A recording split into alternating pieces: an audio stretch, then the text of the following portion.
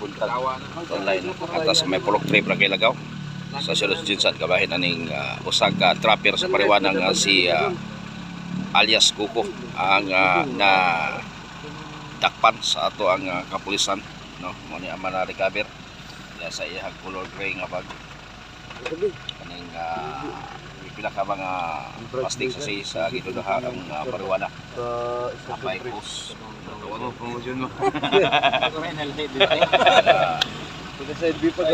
na recover sa ato ang kapulisan sa Barangay Lagaw na po ang presensya sa Barangay Kagawad ning takna ano sa gipigayon ng pagkasikop aning usa sa dropper dito sa Sulod Jinsan aning Pariwana gina-inventory ron sa ato ang kapulisan. Nga nang uban gagmay uban dagko. Mahal ang gamay. Kasuki mo dagko.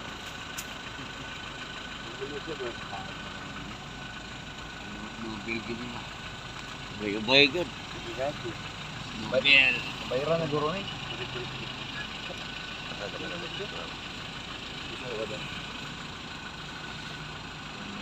Mobile.